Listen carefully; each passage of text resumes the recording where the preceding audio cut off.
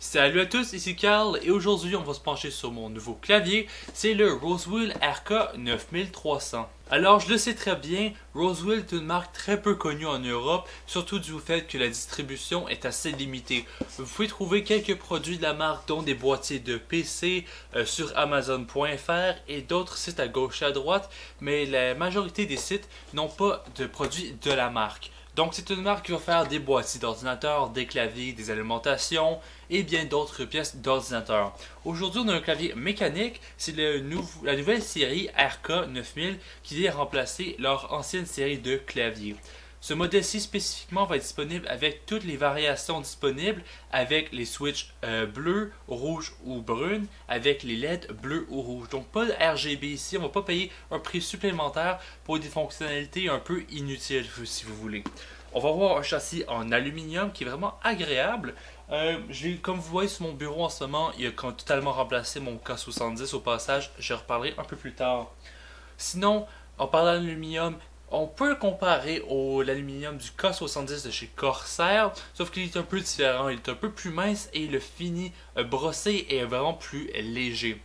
La finition est assez mate, donc il ne va pas trop avoir d'empreinte digitale qui va être laissée sur l'aluminium après l'utilisation.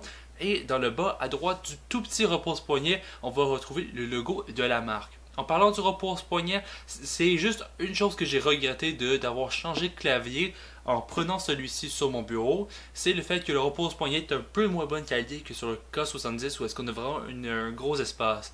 Ici, on doit soit vraiment plier notre main pour accéder au repose-poignet ou bien vraiment étendre notre main sur le bureau avec un autre repose-poignet qui est à part du clavier tout simplement. Bref, pour revenir à mon clavier, j'ai demandé à la marque de me l'envoyer avec les lumières bleues pour faire avec mon setup. Et tant que j'avais déjà utilisé des Cherry MX Brown et que je savais que les rouges n'allaient pas vraiment convenir à mon utilisation, j'ai essayé les Cherry MX bleus.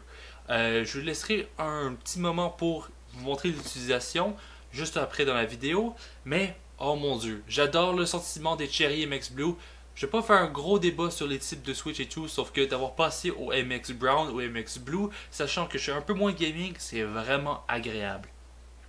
Pour la connectique, on est sur un câble en caoutchouc conventionnel USB 2.0. Il n'est pas gainé, c'est pas la méthode la plus haut de gamme de connecter votre clavier, mais c'est pas trop la fin du monde. Au moins, dans le bas du clavier, on peut changer la direction dans laquelle le fil du clavier sort, donc soit au milieu, soit à gauche ou à droite. C'est très bien. De mon côté, j'ai mis à droite pour avoir un peu moins de fil sur le bureau pour qu'il accède plus directement à mon PC. Puis voilà, on a pas mal fait le tour. En dessous du clavier, on va avoir un petit logo de la marque et compagnie. Puis au passage, dans la boîte, rien de plus sauf le clavier, la protection et les manuels d'utilisation.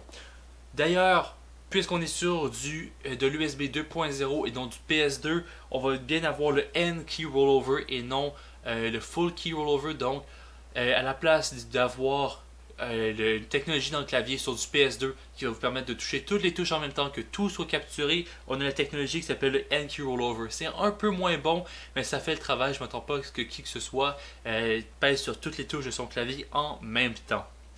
Puis au final, c'est pas mal tout. Comme j'ai fait le tour du clavier, je l'aime vraiment. En plus, sur le clavier, on a des touches médias. Donc, on va voir avec la touche fonction, faire play, pause notre musique, ouvrir des applications par défaut, puis monter et descendre la luminosité directement via le clavier sans software. Donc, c'est une expérience vraiment de retour aux sources quand on est dans l'ère du RGB.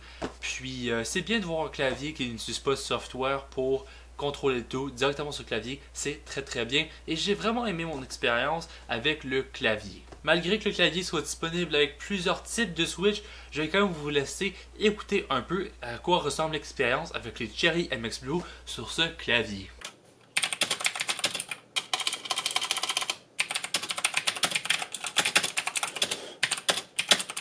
Au final, on a un clavier extrêmement simple, sans software, des LED de une couleur, pas RGB, vraiment un design simple, légèrement agressif, mais qui est vraiment très très beau sur le bureau, spécialement personnellement avec les LED bleus. Ça fait parfaitement avec mon PC, ma souris, bref, le setup en entier.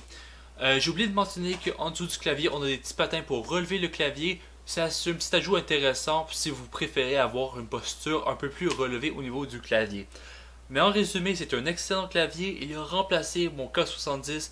Mon Corsair K70 original est rendu sur ma table de test pour les tester les PC tout simplement. Je ne vous mentirai pas que juste les LED bleus m'ont donné une raison à la base pour changer le clavier pour correspondre un peu mieux avec mon setup.